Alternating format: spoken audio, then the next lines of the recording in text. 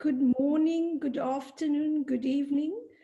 I'd like to warmly welcome you all to our first webinar of the third phase of the Southern Africa Climate Finance Partnership. The webinar is titled "The Review of Climate Finance Flows in Southern Africa." It is our first event that we're holding in the virtual space. So we'd like you to participate as much as you can, engage, and at the end of it, we hope you leave having engaged or with a sense that you've harvested information that will help you or support you in your endeavors in the climate finance realm. I'd like to move on to the agenda now. And before I go through the agenda, and just out of interest, can I ask participants to enter in the chat box which country and town or city you're joining from, just to give us all a sense of the geographic spread of attendees of the webinar. So the agenda is set to last for about 2 hours. We're looking to end promptly at 12 o'clock. Siobhan just did a technical introduction. I'm doing the welcome. I'm then going to hand over to Blaise Dobson, who's the program manager, who will present the whole program to you, the genesis of it, where we are now, and what the next phase holds. Kamleshan Pillay, who is the co-principal investigator for the program, will present to you the latest data on climate finance flows into the SADC region. Michael Gerard and Charlotte Ellis, who are technical advisors to the program, will then do a presentation on the capacity needs assessment findings, which is a study we did during the inception phase of the program. And there's some very interesting findings coming out of it. Dr. Marwa Miss, who's the principal investigator, will then take us into a panel discussion, and I'll present the panelists to you now. Ma will then facilitate a round of questions from the audience. And can I please ask you that at this point, if you could enter into the Q&A. So at the bottom of the Zoom, there's an option there that says Q&A.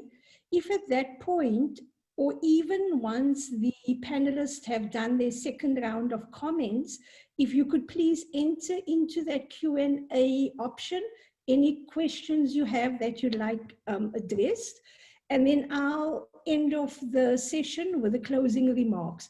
So I just would like to introduce you to the panelists now.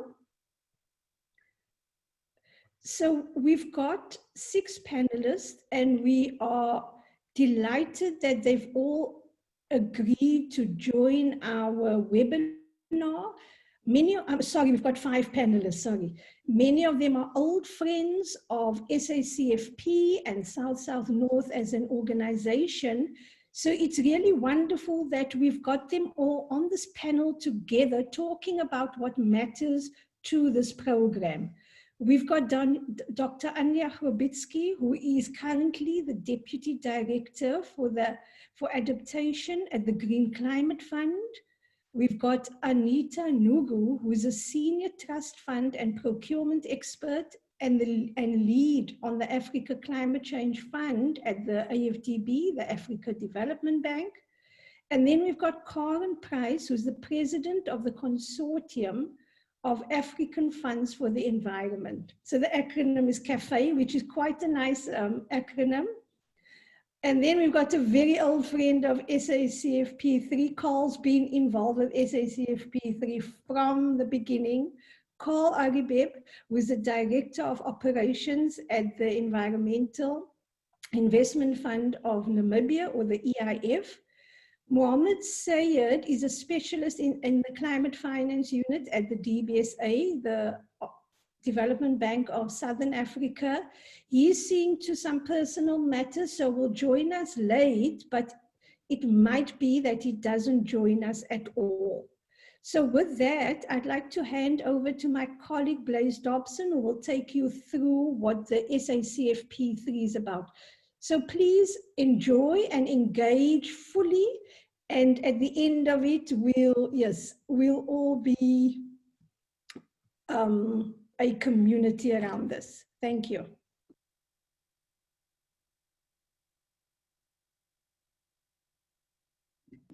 Blaise, you're on. Thanks, Shanaz.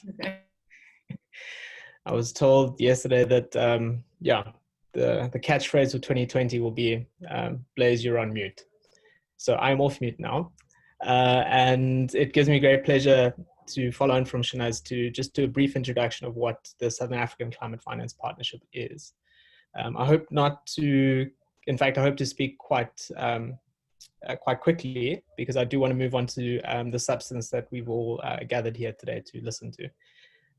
But a quick introduction is that effectively the Southern African Climate Finance Partnership is a program that South North has been running since October 2016. The genesis of the partnership actually came out of a sideline discussion at a GCF meeting that was held in Cape Town to discuss the GCF's first strategic plan for the Green Climate Fund. And at the time, there was an emerging understanding that with the support of the Green Climate Fund and additional funds being deployed into addressing climate change issues, that there would need to be an expansion of the routes or ways in which this finance was being deployed. So up until that point, in particular, there was a reliance or potentially over-reliance on multilateral ways of deploying climate finance. And the Green Climate Fund, through its modalities, was looking to enhance the way in which this finance was being delivered at a local level and at a regional level. And off the back of the strategic meeting that was held here in Cape Town, there was discussions about how do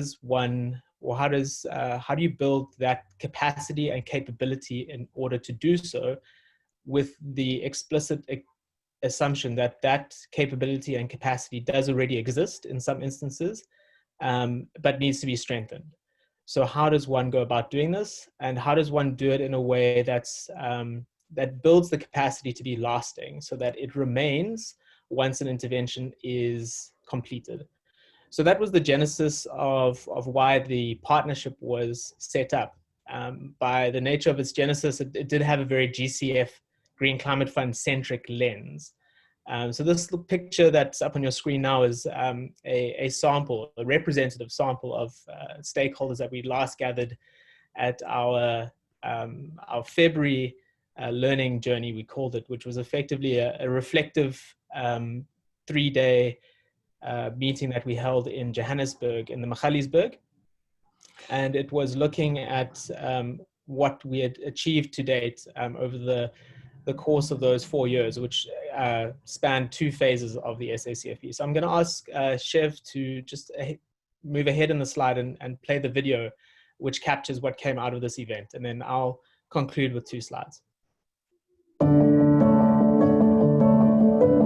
Looking at back at my journey, at first GCF was an alien. We had no idea what GCF was. You feel very anxious. You just ask yourself, am I not up to speed with what is required? What is the issue? It was a difficult one, having to explain things to ourselves. There's no global consensus on the subject. We are doing try and error, and we learn from our mistakes, and we learn from each other. In a way that advances the capacity of the region to respond to climate change. It's extremely important for us as a region to tackle the challenges of climate change in a more regional integrated manner. We need someone to facilitate, coordinate, and provide feedback loops so that information is accessed by any institution in the region that tends to use such information for their own development. So learning has been part of the journey meeting new, professions in the field, and, plowing that back to the institutional development. In a sense, this is empowering, and it allows stakeholders to really drive their own process and steer their own ship in terms of unlocking climate finance. There is a big understanding for climate change issues in the bank now, and strategic change was taken. So as we speak, we have a climate finance and sustainability unit that is specifically dealing with climate change issues in the bank. Creating platforms for learning and knowledge sharing, such as the Learning Journey, has been a key feature of the Southern African Climate Finance Program. It's very easy to have these meetings where you talk a lot of theory, but I think site visits provide a live example that focuses your discussions. It came right in the right time when we are in a phase of trying to involve private sector and trying to entice them to take action and participate in the climate action. So really inspired us to do something different in our field. It sort of was to dig deep into the journey that you've on to get to this path of climate change. The part that I loved the most was when we had to close our eyes and then we had to follow the instructions. I felt so relaxed afterwards, and I also felt the connections among the participants. It sort of put me out of my comfort zone, but in a good way.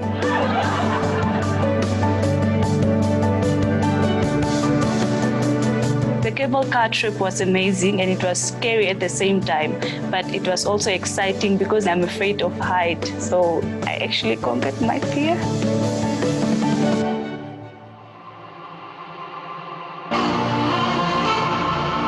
Taking people from the comfort zone, it's a good strategy, to really influence a productive discussion at that level. We were able to interact and get to know people better and network better after that.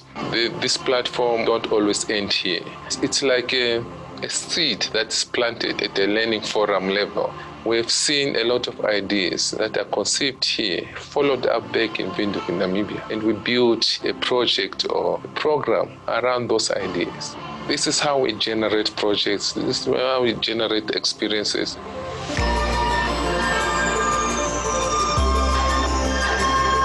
Through SACFP, we have financed about 4 internships. 2 of them we are currently on board are actually going to be absorbed into long-term employment arrangement. In our experience, the real learning happens when people get to share their stories and experiences. When I first arrived in this climate change environment, I was a fish out of water. When I got at EIF, I ended up knowing much more.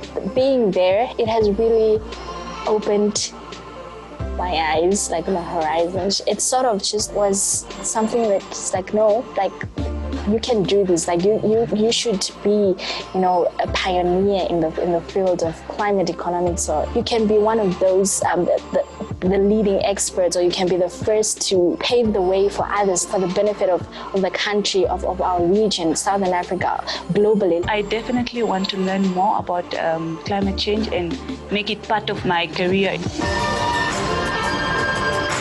Today, I see a lot more enthusiasm, determination, and encouragement to say that it is possible to access finance. I'm at a pretty good place at the moment, and thanks to South North mainly. They gave us a sort of a first step. Without that, it would have been a completely different process. We would have failed to do it right from the beginning. And walking the journey together, that it is possible and it can be done. When the question was asked in the forum that we had yesterday, find somebody that you do not know. I don't know whether you realize how many people struggle to do that. So you can look at that and think it's not really an important thing, but for me it's quite key, because it means when I'm operating in the region and I want to pick up a phone and talk to somebody, I'm potentially talking to somebody that I'm comfortable talking to, I know, and I can collaborate with easily. And for me, I think that's a big win, because it builds a foundation upon which we are able to be effective as a region. working together. I think it really shows, the progress we have had since the first regional forum in Namibia to where we are today. There's a saying that says it's only until we are lost that we really start to find ourselves. And I think that SACFP and SSN has really been playing the role of guiding that discovery with NDAs and stakeholders in the region. And I would hope that it's not at the end of the journey, because I think, in my view, it's just a beginning.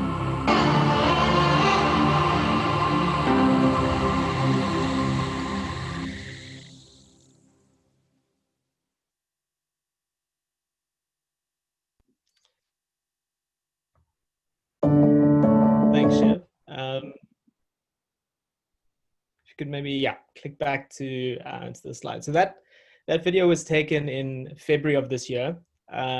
If you were in South Africa or Southern Africa at the time, COVID-19 was still emerging as an issue, and it accelerated rapidly during March. So it almost feels like worlds away from where we sit today. And I think that this video encapsulated what was covered in the first and second phases of the SACFP. And the third phase of the SACFP, which commenced in March of this year, actually culminated, I think, with quite important timing in the world's existence. There was the rapid onset of COVID-19, also the advancement of our understanding of how deep the climate emergency is currently, and what activities or interventions we need to make, and trajectory changes we need to commence in order to make sure that we do or make the requisite actions in order to stave off a climate emergency. So the intervention areas that the third phase of the SACFP was going to target, or is aiming to target. I'm not going to go through them in depth because that's not necessarily, you can read them up on the slides, but essentially three. The first was going to be applied research. So what we did observe in the first 4 years of the partnership is that there are still a lot of unknowns, and we need to enhance the access to knowledge. We also need to bring formal academic partners into a very active space where people are learning on a daily basis, and to actually shorten the loops of harvesting and getting that knowledge into peer-reviewed articles, into formal academia, plus also into sharing and connecting the knowledge that does exist already on topics covering climate finance and how to deploy climate finance as rapidly as possible to decision makers. The other area was going to be enhanced capacity. So this was going to continue a lot of the efforts that we were already doing under the first two phases of the SACFP.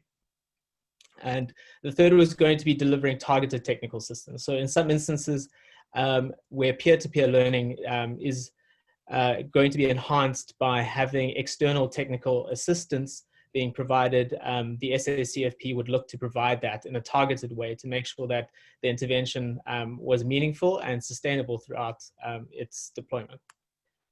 And Shiv, if you could click to the next slide, that would be helpful, thanks. But I think that what was key, and perhaps this is my last slide before I hand over to my colleague who's going to talk a little bit about the update of the finance flows within the region.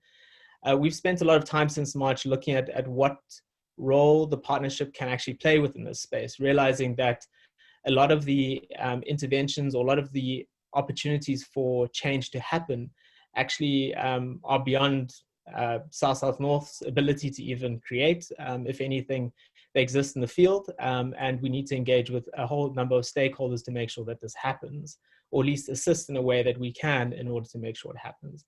So we've been looking at the role of knowledge brokering, and how the partnership through South-South-North can assist in actually moving or deploying and brokering knowledge in a way that assists climate finance to be deployed at scale and with more impact. And if we look back at what we've done over the last 4 years, we came to this realization on this continuum of moving from informational to relational to innovation brokering. We've actually played a very formative role in sharing information. We've had some impact in being able to build relationships where, or enhance relationships where they They can assist in brokering knowledge.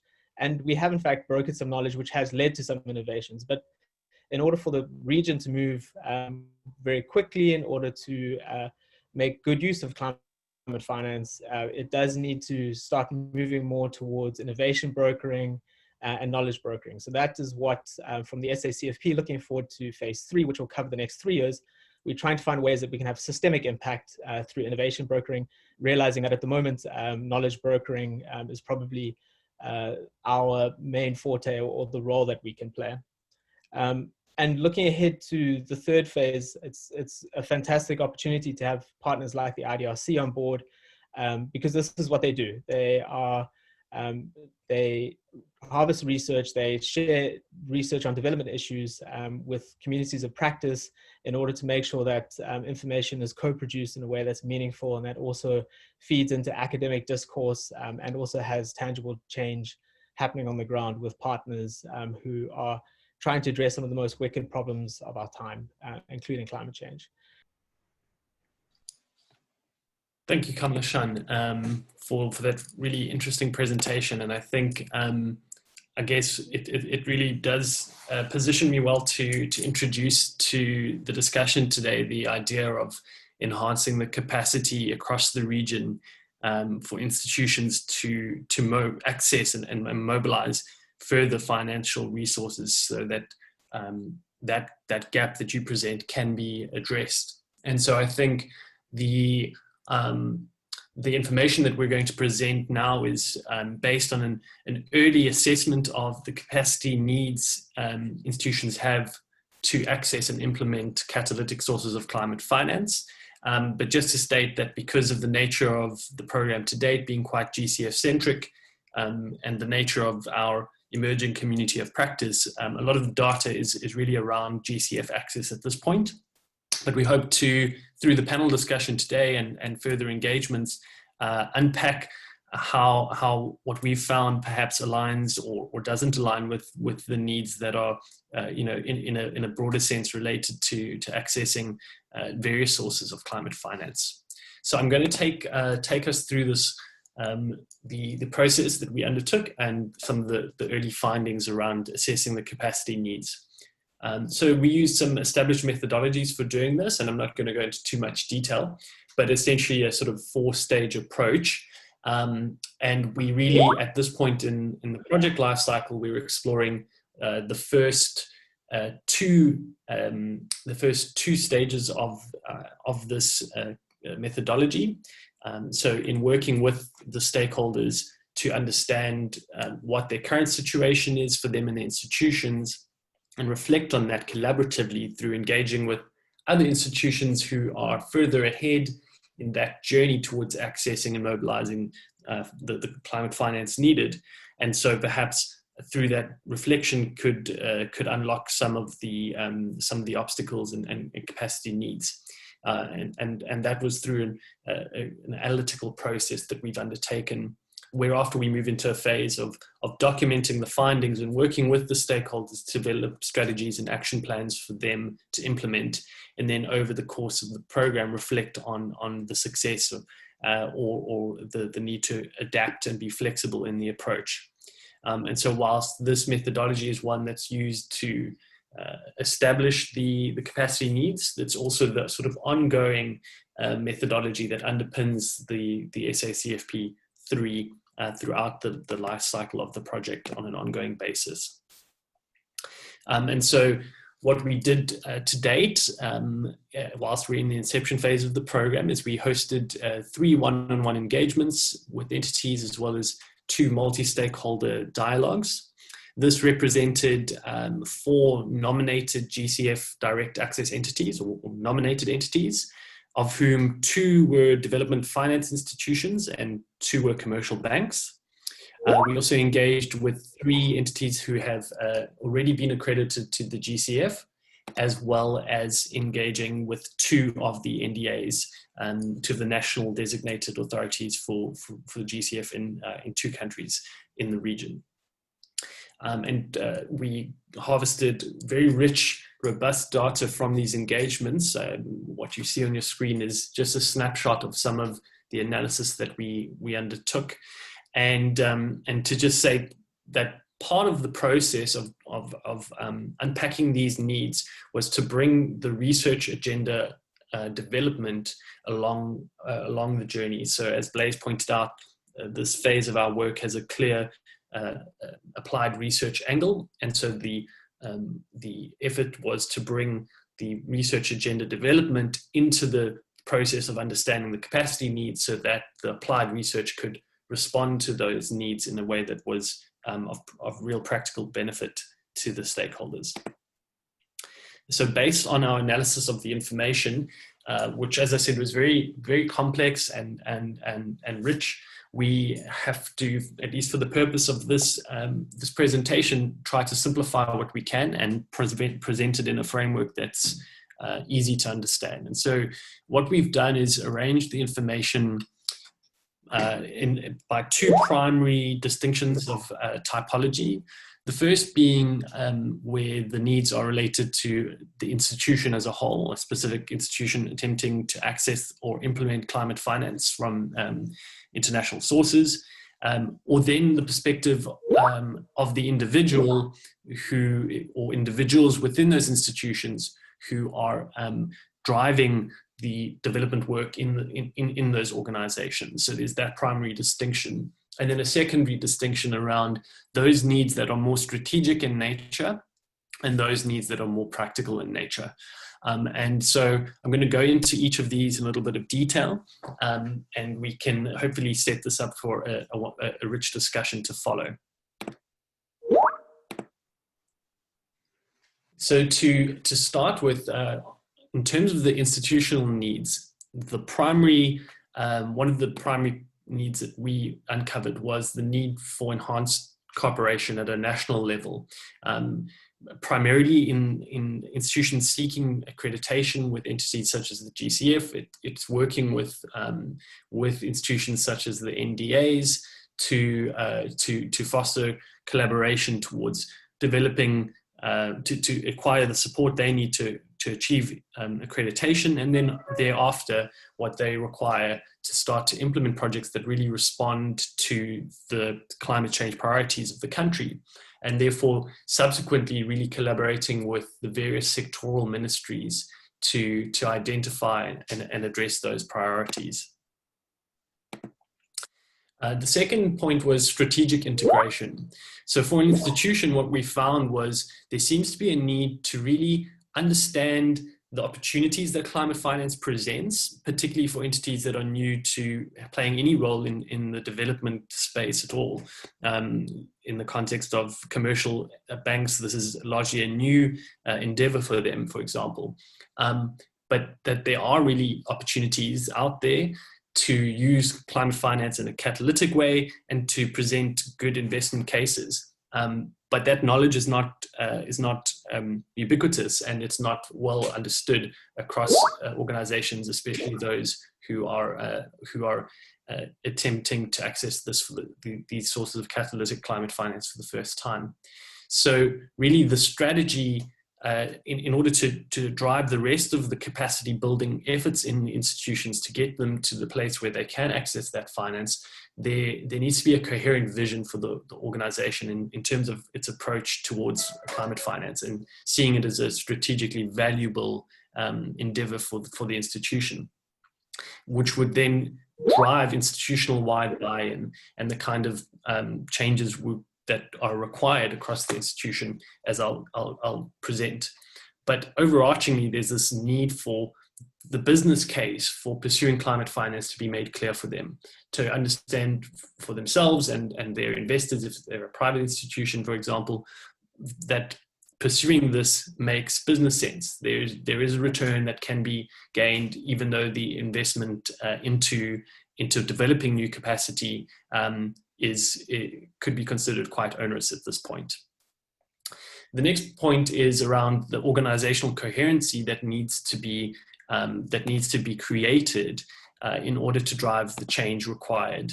And so a lot of that's to do with understanding how the current policies and processes followed by an institution either do or don't meet the requirements of the funders, or those providing access to the source of finance. Only once that gap is understood or that misalignment is understood can measures be taken to actually develop new policy or amend existing policy and to drive procedural alignment across the organization. And that ranges from things like understanding the context of climate finance in terms of risk management, treasury management, and the integration across key performance indicators for various business units in the institution. Which in itself then, as part of what the strategy should be driving, is an understanding of the kind of resources that are required to provide dedicated resources that move the institution towards its strategic goal to access and implement climate finance. Often we've found that in cases where institutions have made progress, it's because they have been given dedicated resources and staff to achieve the goal of becoming accredited, for example. And then to undertake the kind of training and capacitation of the individuals, which I'll get into on my next slide, that is required for the organization to manage the access to the finance. And the last need that we've identified from an institutional perspective is partnerships. Partnerships offer great opportunities, but there's a lack of awareness of the kind of partnerships that can be explored to benefit from. And for example, they provide this opportunity to build a track record of implementation that is required by certain of the funders, particularly with regards to implementing policy in line with their requirements. So implementing the adjusted policies can achieve a track record that's very useful further on later down the line. And at the same time, partnering in ways with other investors who are perhaps a little further ahead gives an opportunity to demonstrate that business case to the executive, to the other role players in the institution, to shareholders, etc. And that business case being really the strong need to invest now in the capacitation and resourcing for the institution that will derive some return in the future, although the return is, it's uncertain and the timeframes are quite uncertain. And quite far down the line compared to the traditional kind of investing that these institutions have been used to making. So in a sense, it all comes back down to being able to demonstrate the business case for the institution pursuing these sources of finance. I'll now move on to the needs of the individuals within these institutions. Certainly in many cases, driving climate finance for institutions who are new to the climate finance arena is down to often a single individual. And so this individual often is under-resourced or under-capacitated and has a series of needs. But once accredited, the entities now require broader capacitation across different individuals in various units, so that the access and implementation can be managed effectively. So what we'll try and do is understand some of those needs. One of the things we uncovered was that for those institutions really trying to pursue access for the first time from sources such as the GCF, it's having access to a key contact person so that they can achieve the feedback they need in an efficient manner. And so this need for, in the GCF context, responsiveness from sort of key contact individuals becomes really important. We found that those institutions that have made progress feel like they're quite closely connected to a key sort of regional contact or national contact. And in other cases, institutions who seem to be struggling to access or to achieve accreditation in the instance of the GCF don't feel like they have that direct contact person that they can go to review and advise prior to submitting any required documentation. And if they don't have that, then they're locked into these longer feedback loops where they have to wait for their official submission to be reviewed and come back with official correspondence, whereas all of that could be, and given that they're not this is a new knowledge arena, and so it's likely that what they submit is not going to tick all the requirements from the outset. It's important that they would rather have someone who can reflect their thoughts and ideas to early on in that process, so that what they develop is as robust as possible before they move on to submitting. The next requirement is a strategic sort of planning perspective for the individual who's driving the development in the organization to achieve access to the finance, or to drive business development for bankable opportunities. These individuals themselves new to the arena need a plan that helps them understand, first by understanding the gaps between the requirements of their institution and the requirements of the funders and the institutional frameworks that are in place for them, understanding what those gaps are, what needs to change, and therefore develop a plan that responds to those needs, and they can implement that plan in a targeted way. The next requirement for individuals that came out very strongly was this need for agency. In many cases, the individuals who are tasked with this work are not done so in as an official capacity as they would like.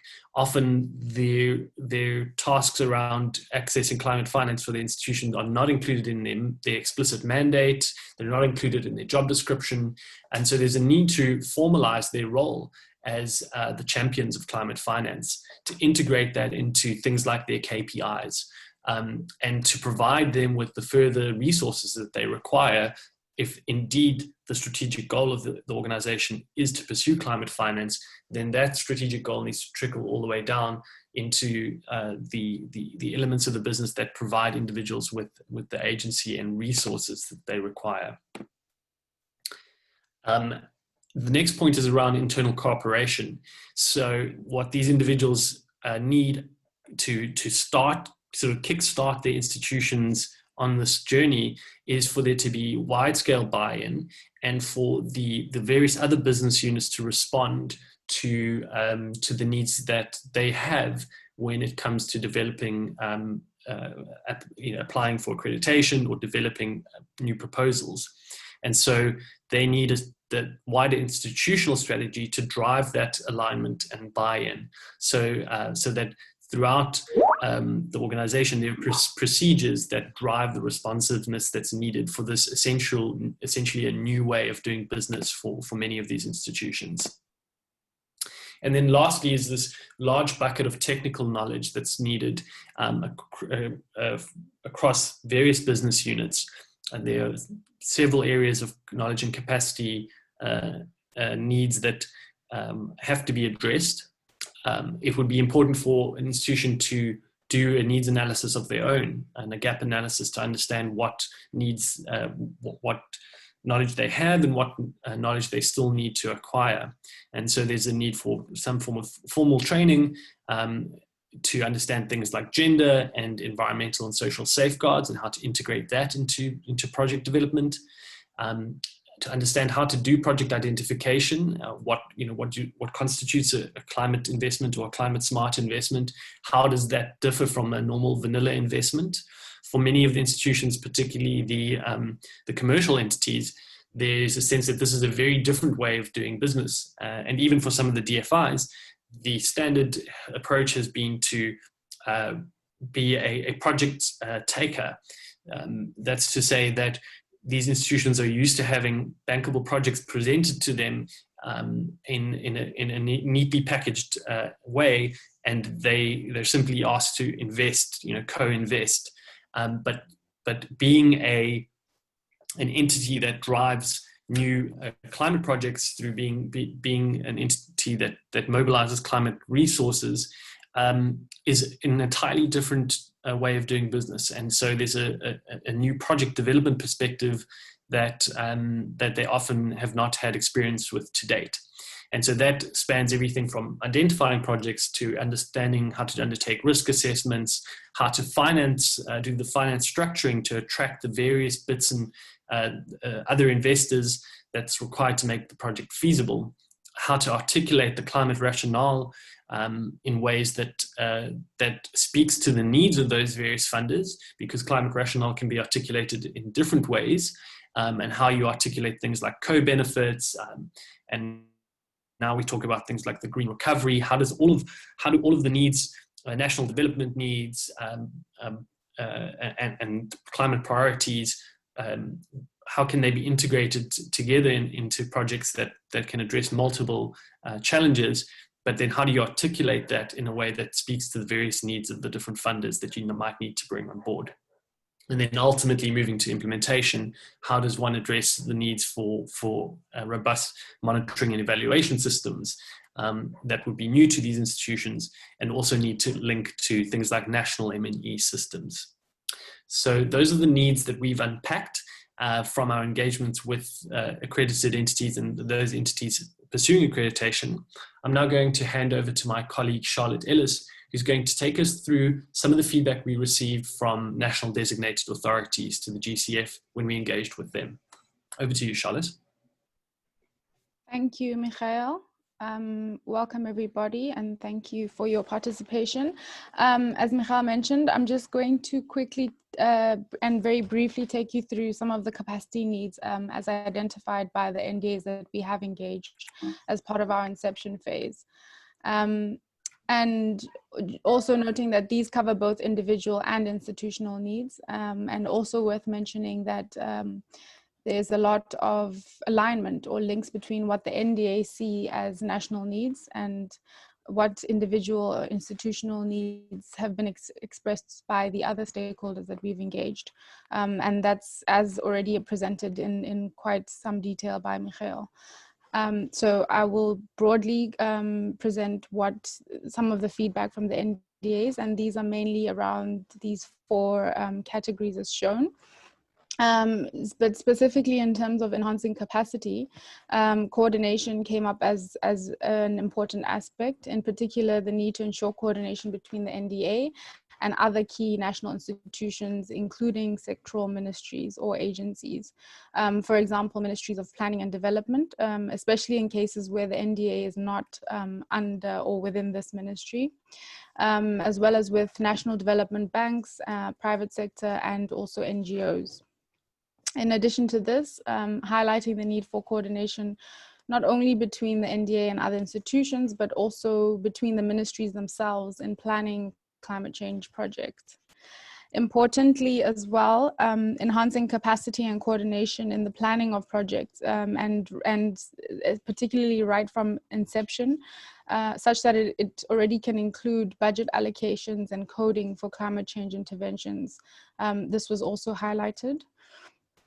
On project implementation, capacity needs include support in mainstreaming climate action from the national to local levels, as well as enhancing capacity to design projects that can be scaled.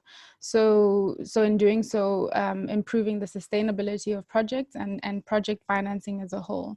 So here we're starting to describe the capacities required then to move towards more strategic implementation of climate finance.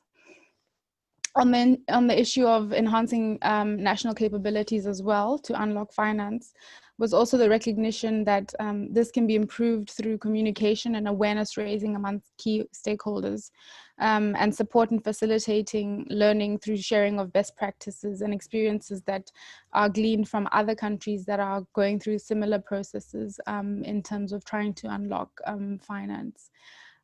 Using experiences as well from or learning from experiences in accessing funds other than the Green Climate Fund, and also using that as to leapfrog the process as well, I think is important to mention.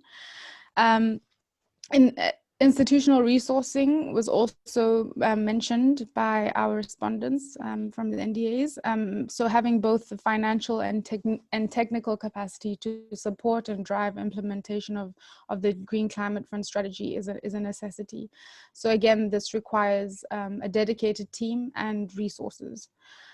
And on applied research, the main points raised in terms of applied research included challenges around or challenges concerning climate change modeling and projections to inform project development, and this includes tools to track and monitor climate interventions that can support the demonstration of a track record in the actual implementation of climate finance. Secondly, around technical capacities to undertake independent research that can help to inform innovative and practical climate change interventions, as well as the third point around support to address the gaps in data availability. Kamnishan also mentioned this as a challenge in terms of data for the region. So data availability in many countries still remains a challenge that contributes negatively to institutions' ability to undertake this research. And then lastly, in terms of targeted technical assistance, what was highlighted was the need for technical assistance, particularly in terms of formulating bankable project proposals. So again, without going into detail, as presented by Michael, around climate rationale and articulating the climate rationale when developing projects, developing project proposals in line with donor requirements, and also, and in particular within the required turnaround times required by funds and donors. This is in addition to the need for support in terms of enhancing the capacity required to effectively evaluate projects, project proposals and concepts that are being submitted or are intended for submission to funds like the Green Climate Fund, and again around the evaluation of projects that are being implemented. Thank you. Next slide.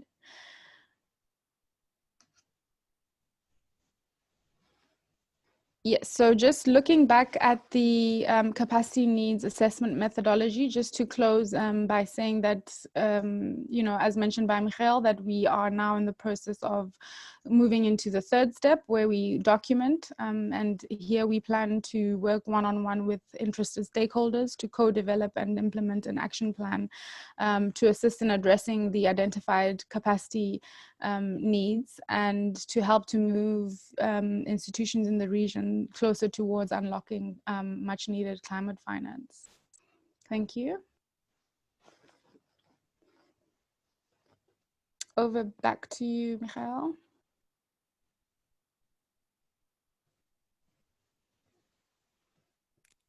Thanks, Charlotte.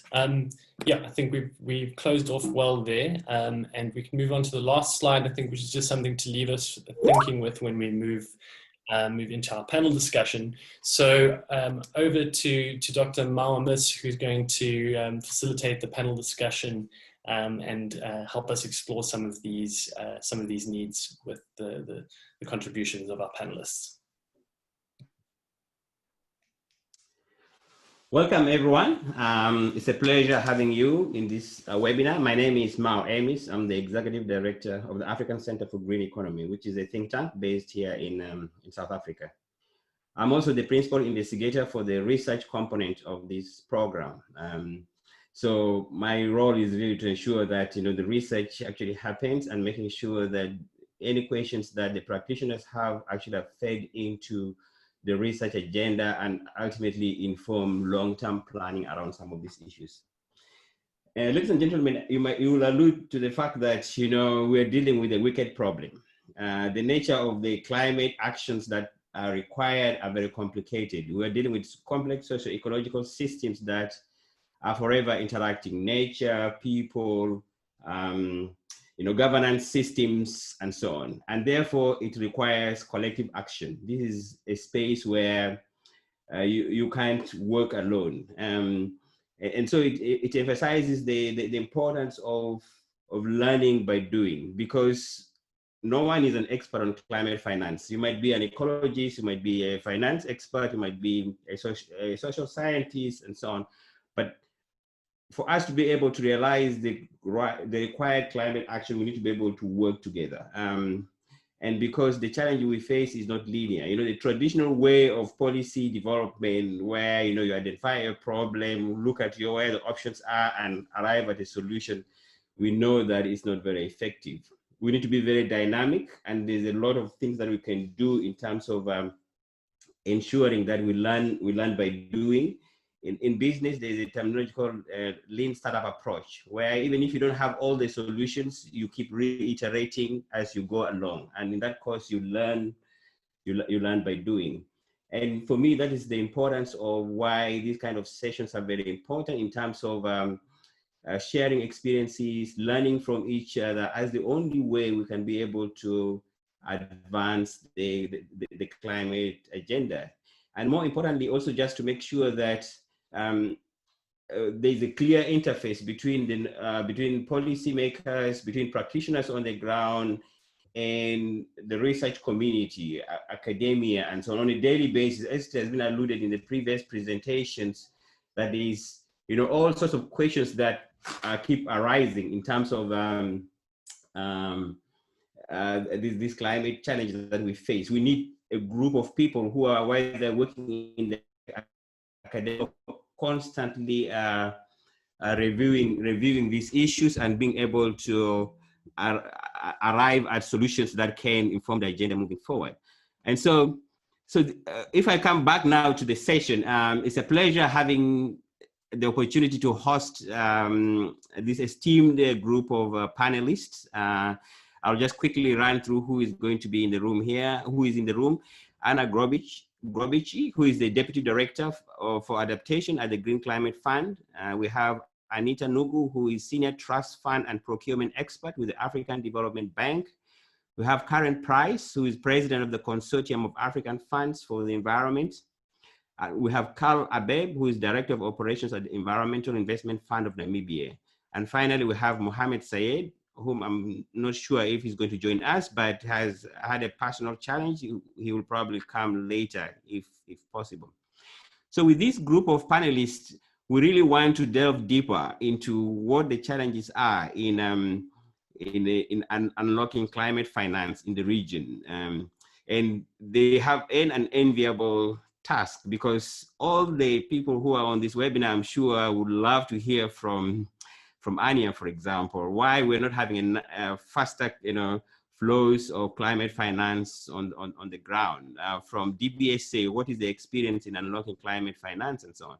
So it's a pleasure having you on this webinar. And without wasting too much time, I would just like to set a few house rules. We're going to have 2 rounds of discussions. The first round, I will basically invite the panelists to make opening remarks, each one at 5 minutes each. We don't have much time. I would request you to keep your time allocation. And then we'll do a second round. But also I would like to bring in the participants in. As the panelists are talking, do please send your questions through the chat box. We will field the questions. It would be appreciated if you can direct your question to a specific panelist so that they can respond accordingly. And if it is just to all the panelists, also say so that we can be much more efficient in sharing these discussions. So without much ado, I would like to start by welcoming Anya Grobici. Anya, if you don't mind sharing it here and there. So welcome, Anya, it's over to you. Yes, thank you very much, Mao. I'm looking to actually put my video on. Just see, I'm struggling a little bit to do that. Sorry, do you mind if I keep my video off? No, it's fine, actually. It does help with the bandwidth, so, and you're very clear, so go ahead. Okay, maybe I'll just put it on for a moment and then I'll switch it off again. So hello everyone, Mao, thank you very much for the introduction. Yeah, I'd like to say first of all that I am from South Africa and I currently work in South Korea at the Green Climate Fund. And I would so much like to echo, first of all, what Mao said earlier. You know, no one is an expert in climate finance. We're all learning by doing. I started getting involved really in climate issues about 10 years ago, although of course with my professional training as a chemical engineer, I've been very concerned and interested in looking at the planetary systems and looking at how we can cope with this huge amount of carbon emissions that we're putting up in the atmosphere, taking fossil fuels from under the soil and putting them up in the atmosphere and basically destabilizing the planet's climate.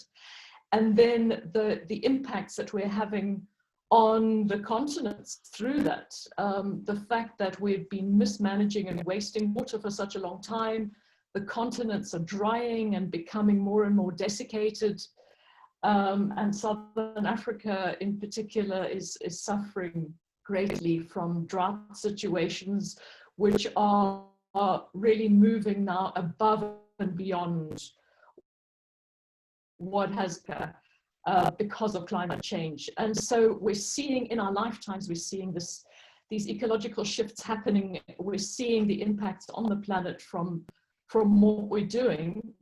And as I personally just became more and more concerned about how this is all, the planetary systems, and the fact that specifically how the long-term implications of climate are going to play out in the lives of billions of people and of ecosystems all around the planet. I just became more and more involved with climate issues in previous years. I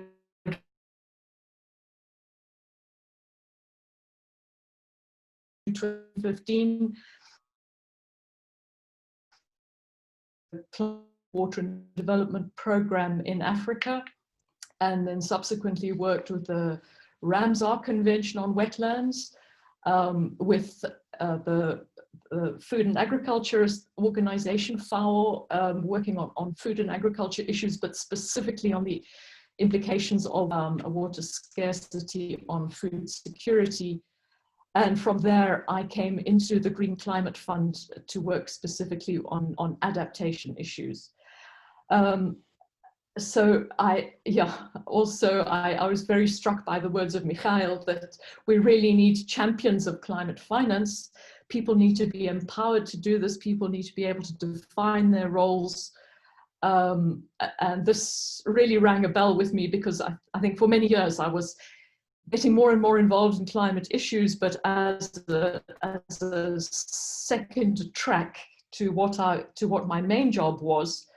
Now finally working with the Green Climate Fund, I'm able to be 100% focused on climate issues, which is fantastic. But I realize that for many, many people, you're going to be in that process of twin tracking, of having to focus on climate issues, sometimes above and on top of your day job. But the thing is that I think that the evidence now of the impact of climate on people is such that there is certainly a growing awareness. I think the youth movement is also contributing enormously to this growing awareness. Future generations are taking the climate issue very seriously.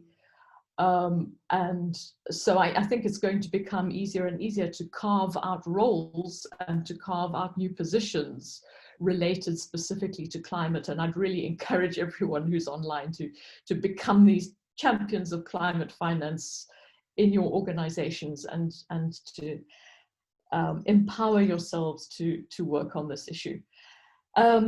Maybe just a few words about GCF, which you may be familiar with, but very briefly, established in 2015, so it's a young institution, specifically under the UN Framework Convention on Climate Change to service the Paris Agreement, to support developing countries in building low emissions and climate resilient development.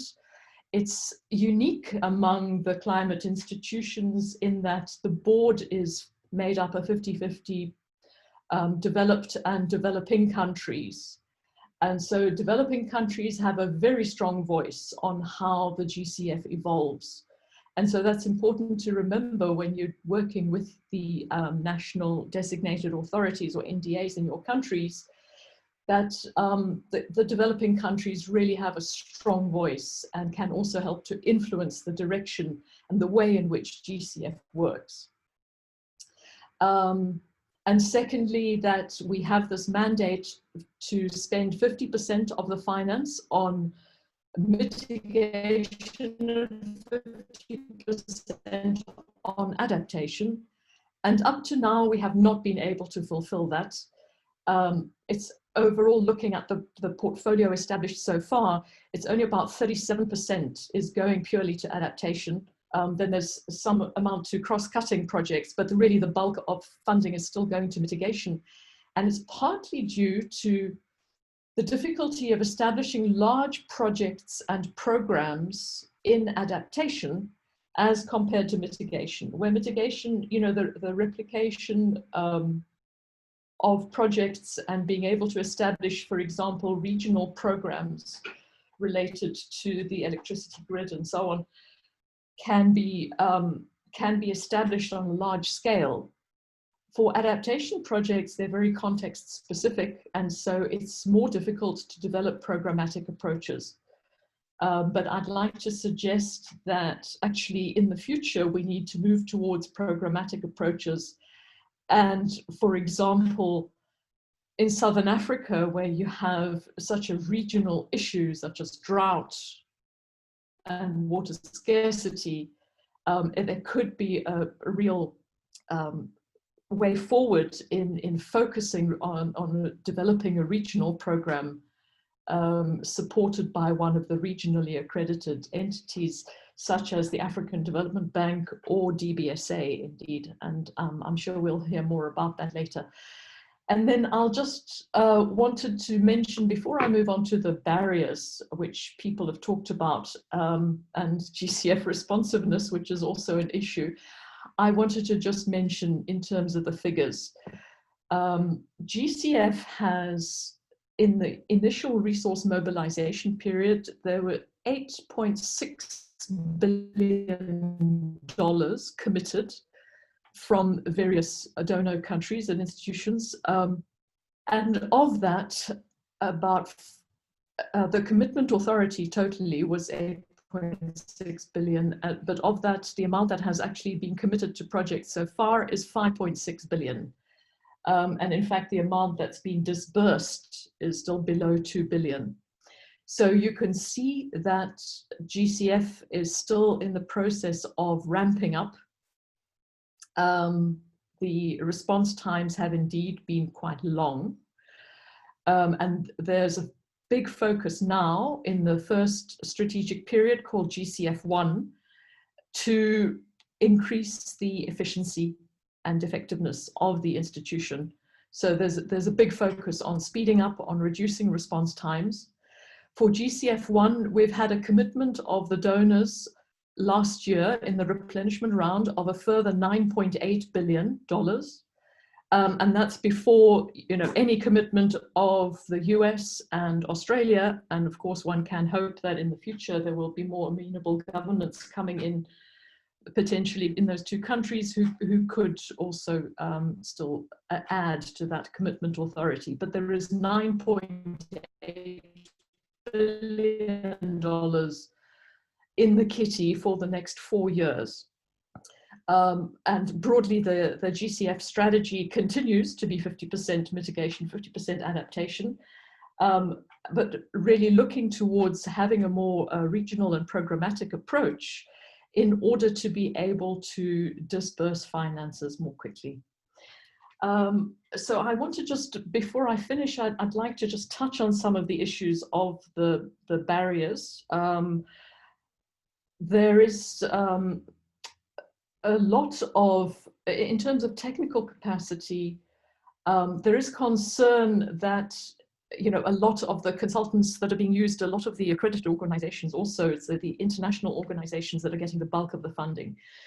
So there is this balance of, you know, where the finance flows to international organizations versus local national level organizations. The board has put a great emphasis on strengthening the direct access entities to which are at the national level in order to enable more finance to flow directly to the national level and not going through the international institutions. At the same time, the international institutions all have a mandate actually to work with executing entities at the national level and to support those entities, and also to support the creation and the development of the direct access entities. So I think this is tremendously important, and it's something we need to do a lot to continue to support. Somebody mentioned, I think it was Charlotte, talked about the applied research that's needed in order to model climate interventions and so on.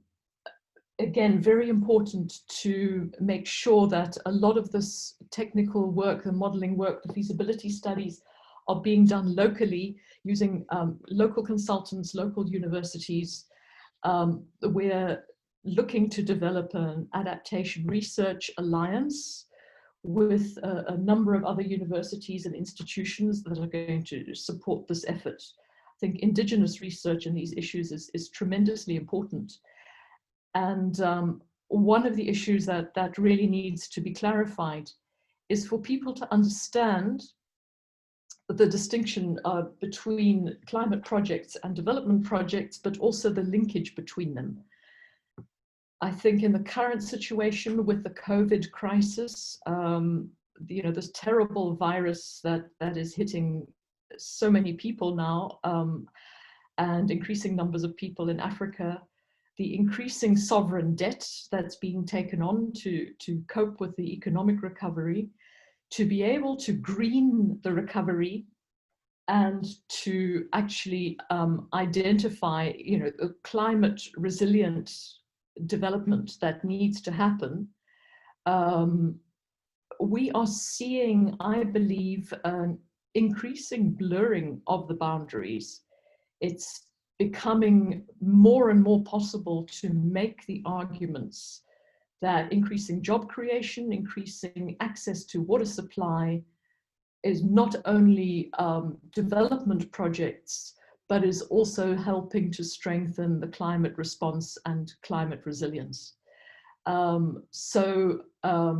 I think that in the future, it's going to be very important to have increasingly, the climate element within development projects.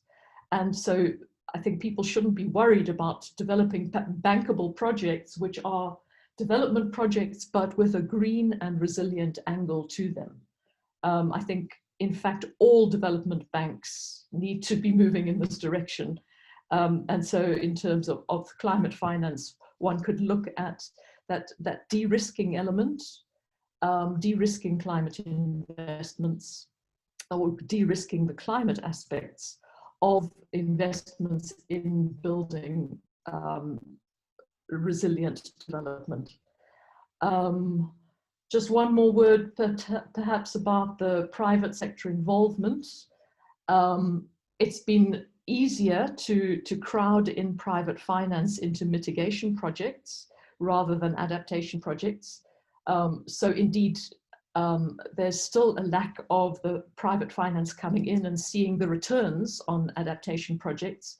And I think this is an area that really needs a lot of focus, but we are seeing quite a lot of financial innovation, the development of water bonds, of green bonds, of climate bonds, resilience bonds.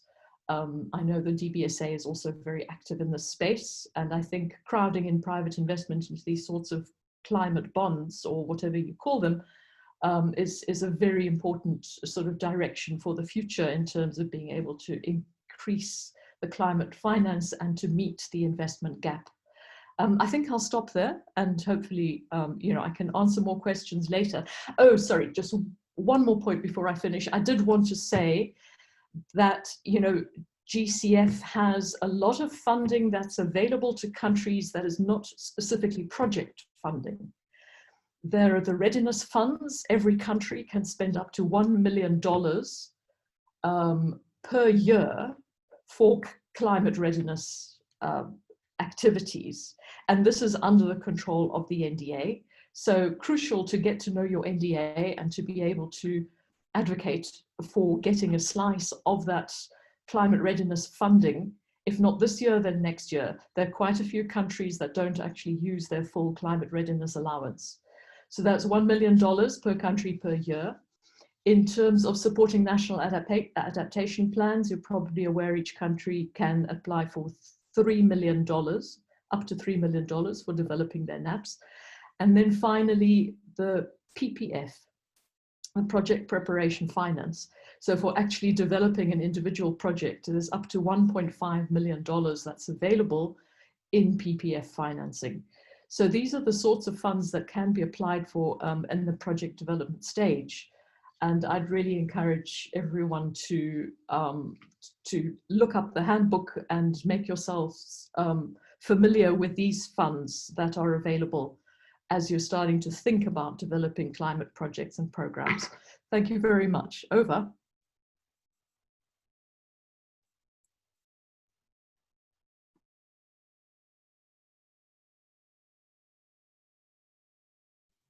Looks like we might have lost our facilitator, Mr. Miss. It looks like he's no longer on the call. It seems he might have had a technical problem. Omar, are you here? I don't see you on the list.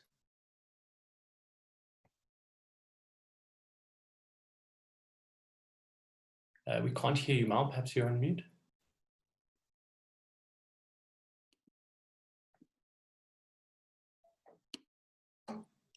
Can you hear me? Ah, now we can hear you. Yes, now we can hear you. I don't know what happened there.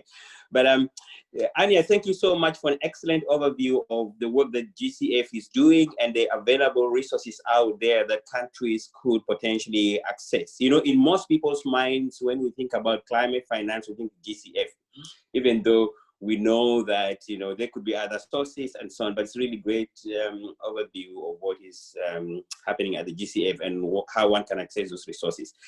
Once again, I would like to call to participants. This is your one chance to interact directly with the groups like GCF. So if you have any questions, please input them through the chat box, and then we can field them to the appropriate panelists and so on. I would like to move now to the next panelist. We have Anita Nugu from the African Development Bank.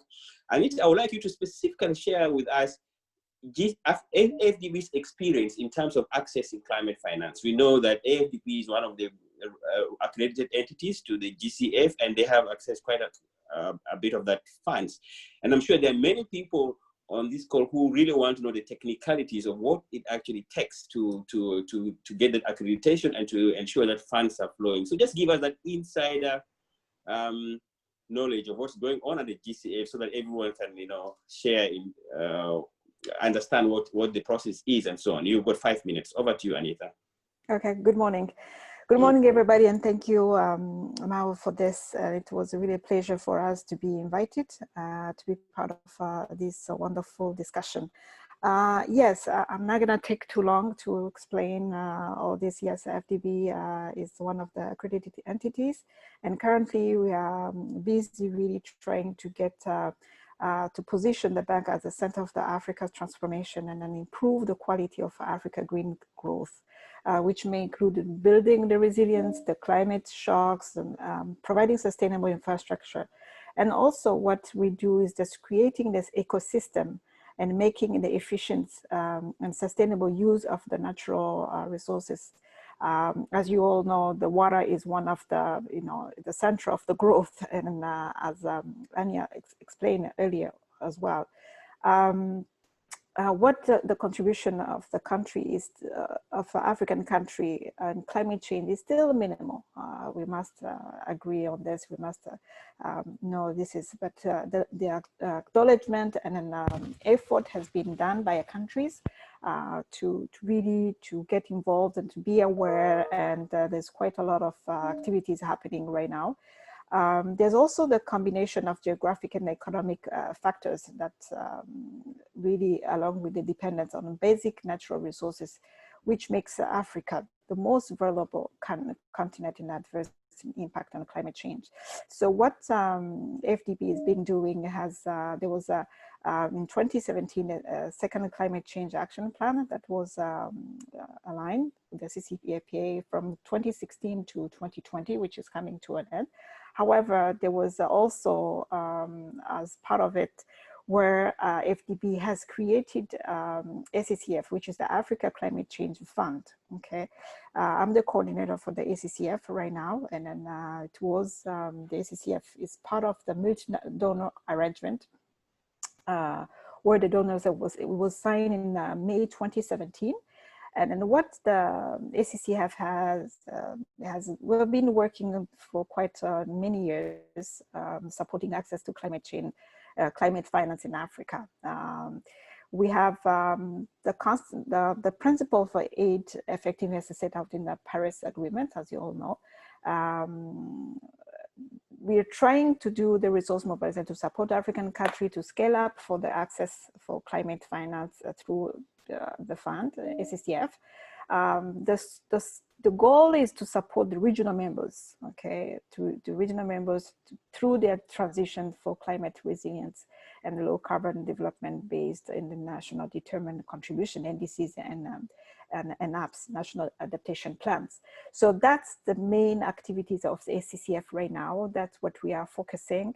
So we do those activities through call for proposals. We have completed 2 call for proposals up to now, whereby we have projects that are being involved that are in adaptation and mitigation. We are trying, as Anya said, that the adaptation aspect is not really, the project in adaptation, it's quite difficult. We are all looking in the mitigation, but this is part of our lessons learned. So we are trying to move as well to consider the adaptation aspect. So basically that's what the bank, SACF has been doing through the bank, which allows to scale up its climate change activities. The main activities is to support RMSC, as I said earlier, and to provide assistance to use the funds efficiently, okay? Also, we do develop the climate change and development of strategies and the policies in the countries. This is where we are really focusing right now, because I can relate to all these issues that you mentioned in the presentation about the gaps, about the technical aspect of it. So we are working really hard with the countries to see how we can enhance the capacity. We do the coordination still a little bit far. So I believe this is one of the my take home, so that we can be able to really consider in the future that how we can bring it to a regional level, or how we can bring the coordination aspect. There's one element that I wanted to really talk about is about the national institutions. SACF, although we are using currently the international organization really to help the technical aspect, to help the knowledge sharing, also the capacity building at the national level. But we really want the institution at the national level to be more involved, to take really responsibility, to be at the center of the climate change and the project that we are implementing in each countries. We are really working hard on the capacity building. We know it's, as everybody know, that the climate change it's every time there's a new element, there's new factors that we have to consider. So the national institutions is one of the key areas that we want to do the capacity enhancement, and really to bring them along, working within the international organization to be able to be at accredited entities. So this is basically the activity that we are working on as a SACF. One of the new donors, the Canadians, they have come to really to support the idea for the gender aspect and climate change. So in a few months coming, we will be launching the call for proposal for the gender and climate change. As you all know, the ladies, the women in Africa, they are the center of the household, And most of them, they are the one impacted by the climate change. So we are trying to see how the gender aspect can be more involved. And we have the youth as well that we want to involve. So a lot of things has been happening, and I'm really grateful that I'm invited on this discussion, to the webinar, to hear what's going on around the world.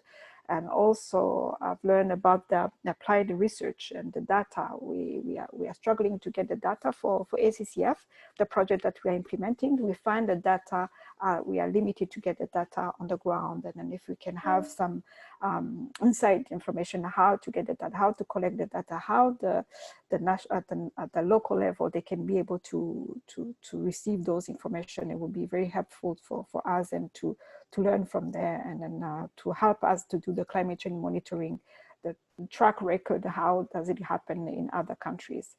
So yes, that's what I wanted to share with the panel. Thank you. Thank you, Anita, for an excellent overview of what's happening at the AFDB. And it's important, I'm glad that you actually highlighted the issue of data availability or lack of, because it's very important that projects clearly articulate their potential impact. And I think that's one of the major shortfalls in terms of climate-related projects, because they oftentimes don't really provide a clear rationality of why the project needs to be implemented, whether it's social, environmental, and so on outcomes. So I'm glad that you have recognized that. I'm hoping that we can integrate that into the research agenda that we are developing. Having said that, I would like to move on to the next panelist, Karen Price, who is the president of the Consortium for African Funds for Environment, to talk to us about the kind of opportunities to address capacity constraints through communities of practice. I would like to once again remind participants, you can fill in your questions through the chat box, and also to the panelists who will be privately messaging you, alerting you to your time allotment. We've got 5 minutes per panelist. So over to you, Karen. Please concisely give us what the opportunities are and how we can take them forward. Thank you. Thank you so much, Mao, and to the South-South-North team for this excellent opportunity to have this discussion. I'll quickly just provide a quick overview of what CAFE is about. I'm actually wearing 2 hats today. So I'm also the coordinator, the national coordinator of Malawi Environmental Endowment Trust, which is a conservation trust fund in Malawi, but is also a member of CAFE, which is an African network of conservation trust funds. So briefly, the network has been in operation since 2011. And the prime purpose of establishing the network was to have this community of practice, like-minded individuals, like-minded institutions, working on conservation within a conservation trust fund setup. And we have 18 member funds that are currently members of CAFE across Africa, including West Africa, Southern Africa, and a few members coming in from East Africa as well. And we have conservation trust funds that were initially established at the very onset around the 1990s, and we have a mix of conservation trust funds that have recently been established, including the Community Conservation Fund of Namibia. So I'm very happy to have Namibia on board.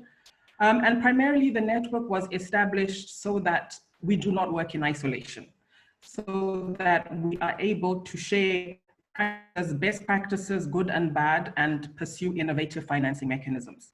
And this was initially, conservation trust funds were set up to work in and around protected areas to support biodiversity conservation initially, but we have seen our role expand over the years to embrace and include other emerging issues, including climate change and responding to climate change adaptation. So as I will specifically speak to what we have done as a community of practice when we talk about capacity and how we have been implementing our capacity initiatives. Initially, we were very in the box, looking at workshop type situations, workshop type sessions, which we implemented on an annual basis on different topics. And since our focus has been on innovative financing, this touched on protected area tourism. It touched on biodiversity offsets, payment for ecosystem services, but other operational issues that also affect conservation trust funds. For example, issues around governance, issues around practice standards, asset management, how to deal with the private sector, etc. So over the years, and we've had a very good working relationship with a partner network. So I can also call this sort of like a South-South cooperation with the Latin American and Caribbean network of conservation trust funds, in short, REDLAC. And through this joint programming with them, designed an alternative model to capacity building that embrace how we can do peer-to-peer learning through the form of mentorships. And I think it's very timely because the project was actually called a knowledge for action project. And this is where I think, even from hearing from the discussion, and it's a conversation we continue to have, is how do we really translate the knowledge that we are transferring and sharing, the experiences that we are sharing, how do we translate that to action?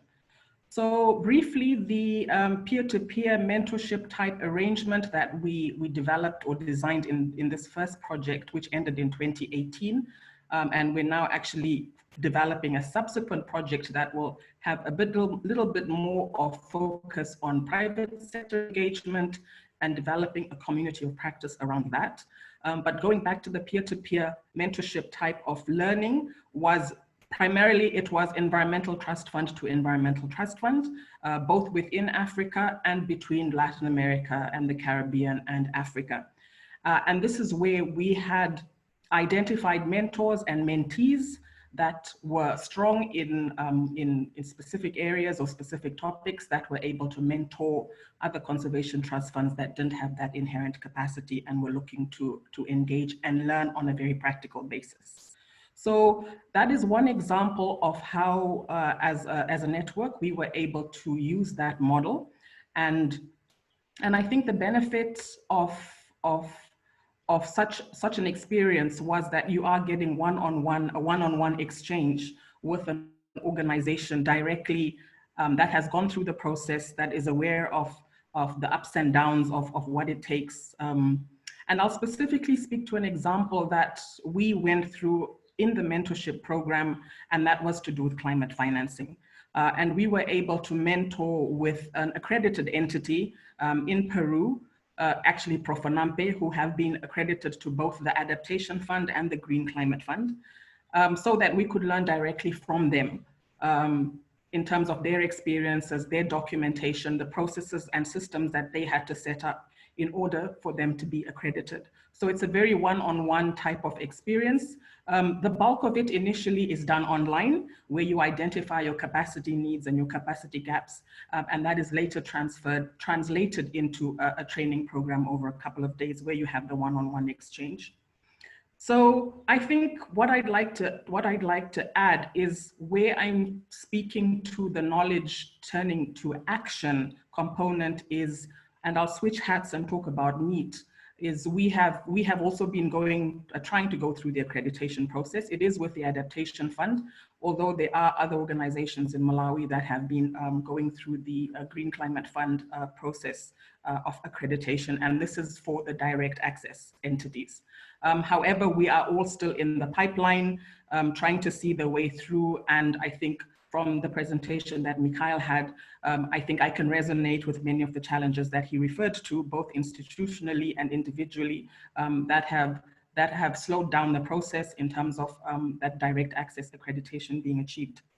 However, while I'm talking about knowledge to action, we have had, through the network and through this mentorship type arrangement, we have had initial ideas or capacity building that has translated into action. For example, we had an ongoing mentorship around biodiversity offsets, and our fund, the fund in Mozambique, BioFund, has now, through engagement with their national governments, been able to have the discussion and develop a policy around biodiversity offsets at a national level. And we're now looking at a more regional program of biodiversity offsets, including Mozambique, Uganda, and Madagascar, I think, are the key main countries involved in that discussion. So I think my main really is, how do we translate knowledge and capacity building into action? How do we make capacity building within a community of practice, as I've explained, how do we make capacity building translate into necessary actions and institutional building on the ground so that the organizations are capacitated to use that information that they have moving forward. Finally, was just to add, as we move forward, we are, as a network, also looking at what are the capacity needs for conservation trust funds, especially post-2020, as we go into the new biodiversity framework, especially what their role can be within climate financing as organizations that have already been set up to mobilize, manage, and disperse resources for various needs within the conservation sector. So as a network, we are still having this discussion to not only have knowledge for action as a project, but how do we take knowledge for action forward into our futures as, you know, as a practice, as a standard that we can use and relate to moving forward as conservation trust funds. Thank you so much. Thanks, Karen, for an excellent overview of the work that CAFE has been doing over the years and your experiences in terms of capacity building via, you know, communities of practice. I would like to move over now to Carl Aribek, who is Director of Operations at the Environmental Investment Fund of Namibia, to specifically talk to us about institutional development through GCF project implementation. The Environmental Investment Fund of Namibia is one of the smaller institutions that got accredited to the GCF. And I'm sure there are many of us in the call here who would like to hear about what your experiences are, because we come from those types of institutions. And so you are basically a pioneer, and hoping you can chart the way for more institutions like the Namibian Investment Fund to get accreditation. So over to you, Carl Aribek. Okay, thank you, Amis, and hello to the fellow participants. Yeah, briefly, let me briefly spend a minute on the EIF. EIF is a state-owned entity. We resort under the Namibian NDA. We are on a very steep learning curve, despite the little efforts that we have achieved. We are a very young entity, only 8 years old. Namibia itself is a very young country, only 30 years old, and still really finding its feet. EIF secured GCF accreditation 5 years ago, and we've, in the intervening period since our accreditation, managed to raise about $40 million worth of climate change funding from the GCF, represented by 4 micro projects. We are accredited in the micro bracket. The 4 projects have also come into the form of few of GCF instruments. One of them is an enhanced direct access project, the EDA project. We have 2 subs, the simplified approval projects. We have 1 mainstream project, and we also have a small experience with 2 readiness grants that we have accessed, one for ourselves and one that we are managing for the NDA. As we speak, the EIF is also busy with its accreditation review. So that's another new territory for us now to reflect on whether we have complied and whether we are maintaining the conditions of our accreditation. So these 2 last steps that we are busy with now, the accreditation review as well as the implementation of the 4 projects, they present completely different needs from the needs that we had during accreditation, and also the needs we had or experiences we had during developing projects. And that's the area I would like to address. You know, accreditation has helped, if I can quickly speak, the EIF in terms of gaining and growing institutionally.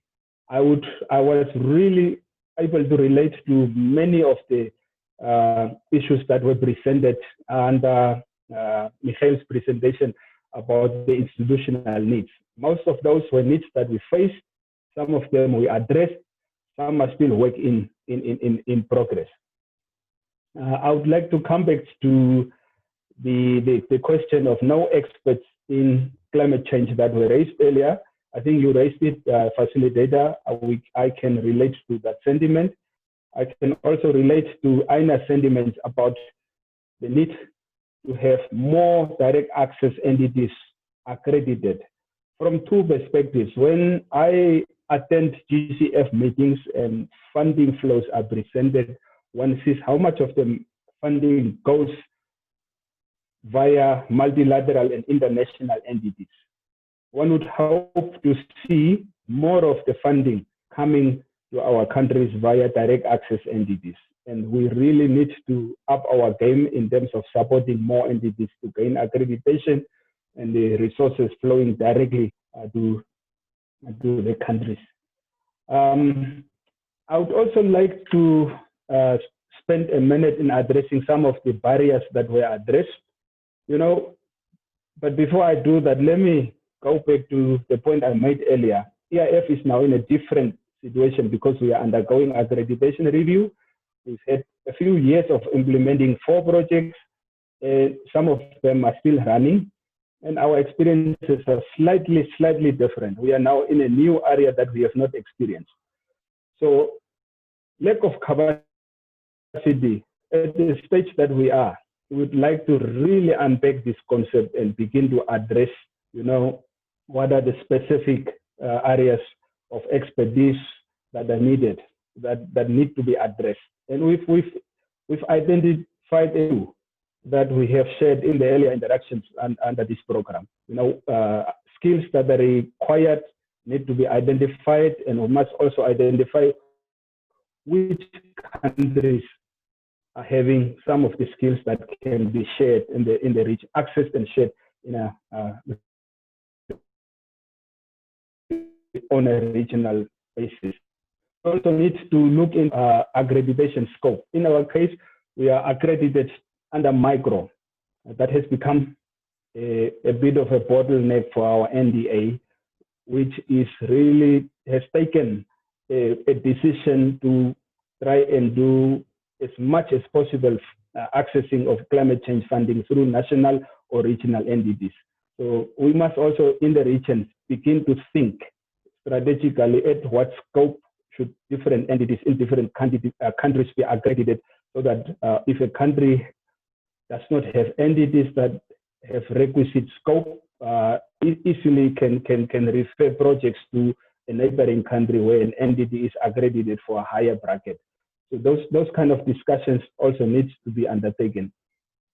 The issue of basically peer learning and mutual support needs also to be addressed.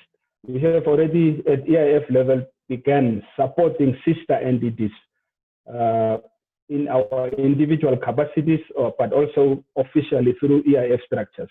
Botswana, I can mention a few, Angola, we have had some interactions with our colleagues in Angola. We've had interactions with even SADC Secretariat, sharing our experiences and also assisting them to comply with some of the accreditation requirements. So those are kind of discussions that we'd like to have facilitated through. In the earlier Skype call that we had under this very program, we also had a very rich interaction. And from EAF, from Namibia, we are very happy that the research is qualified with the prefix applied.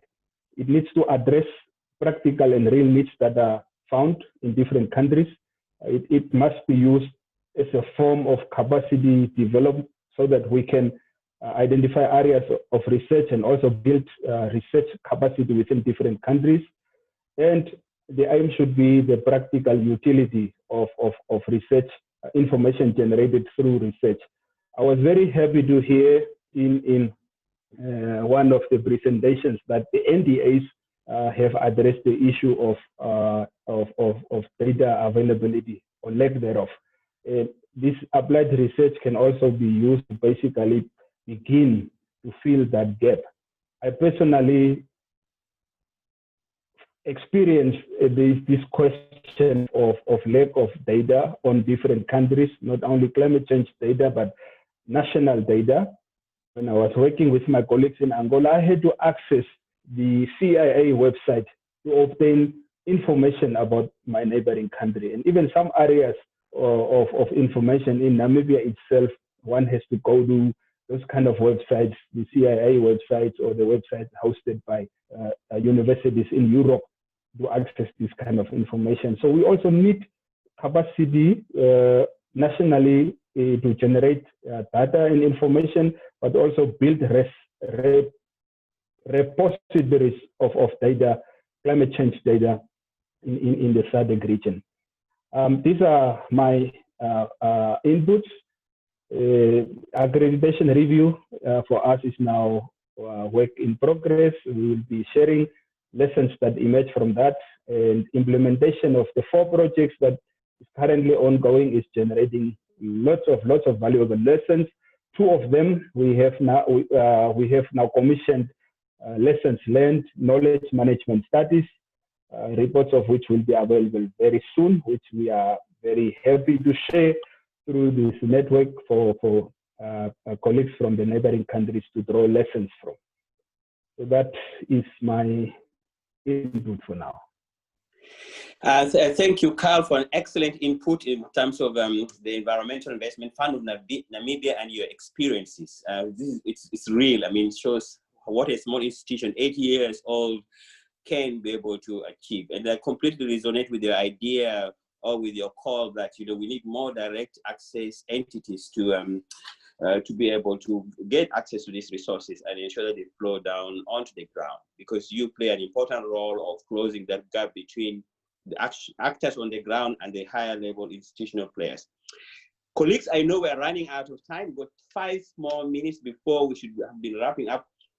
But if you can just bear with me, I'm sure we all agree, if it was not for this pandemic, many of us would have jumped on a 2-hour flight, 3-hour flight to come to wherever this meeting would have been to listen to this excellent group of stakeholders. So I think that extra 5 minutes of your time shouldn't be too much, okay? So I would like to use that opportunity to request, there were 2 questions that were raised in the chat box, and Anya had a long discussion on that chat box. I would like to bring it to plenary so that Anya, you can share your response to that question, which was, how can GCF help international accredited entities to support local direct entities to get access? And I think it's the idea of learning. So the international, we agree that the international entities are have been mostly accredited, but there is an opportunity for them to handhold local direct access entities to be able to also get accreditation. What is that a feasible idea? What could the GCF do to drive that? And then the second question, which is open up to the panelists, is what strategies can we use to catalyze, to crowd in private sector investments? Those are the 2 questions that I would like you to use to wrap up. So it's essentially to just, you know, say your last word before we hand over to Shahnaaz to close the webinar. Thank you. Over to you, Anya. Thank you, Mao. Yes, so thank you for this question about how GCF can help to get more focus and support to the direct access entities, or indeed to organizations that want to get accredited as direct access entities. So all the international entities have committed to supporting direct access entities. And as part of their accreditation, they're required to actually report every year on which direct access entities they're supporting. And we're going to be putting in the strategy period, as I mentioned, much more emphasis on making sure that more of the funding flows through the DAEs, and that DAEs receive more support also in capacity terms to be able to access that funding. So in the first instance, I would suggest, if in your country you feel that the DAE needs more support, or if there's an organization that wants to become a DAE, do reach out to the UNDP. The UNDP is the international organization which has received the most funding from GCF to date, more than any other organization. and they have a presence in all countries, as you know, with the UNDP country representative. I think that the title has actually changed recently with the UN, sort of one UN strategy, and they're now called something else, the UN rep or something. But, you know, please, through that person and through the NDA, just put pressure on the UNDP to fulfill their responsibilities to supporting DAEs. And I think you'll find that they're very receptive to this.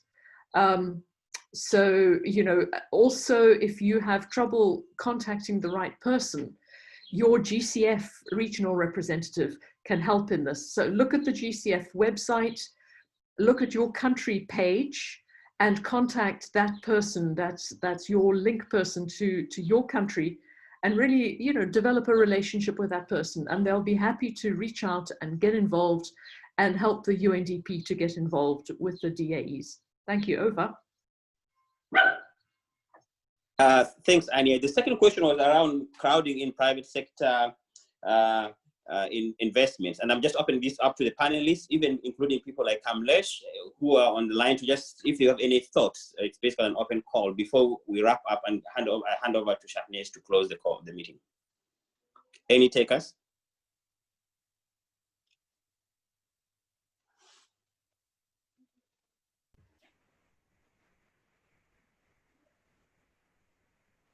Yeah, hello.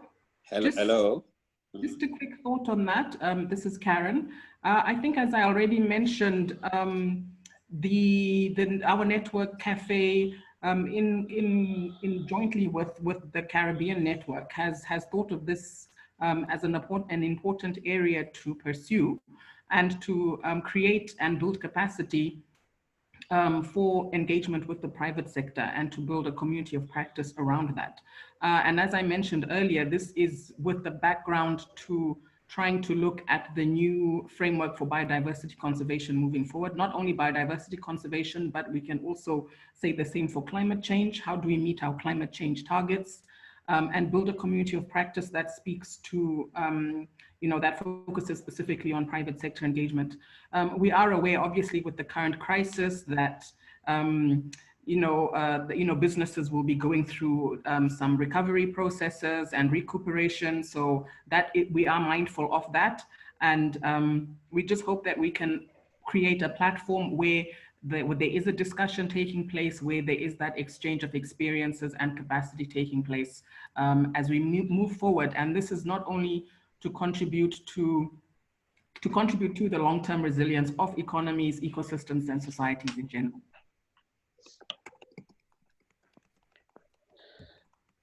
Thank you, Karen. I really appreciate. I think that with that, I would like to bring this panel discussion to a close by thanking my participants. Unfortunately, we couldn't have DBSA here, but we understand. So thank you everyone who made these insightful contributions. I've learned so much within a space of an hour, and I'm sure most of us have in the same light, in the same condition. Yeah, I would like to just now hand over to Shahnas to essentially close down the webinar. Thanks everyone for your participation. Thank you, Mao, and I'll keep it brief to thank everyone to take their time out of their busy schedules to be part of this. And I hope you're leaving having learned something new. And then also to thank the panelists for their brilliant presentations and interventions.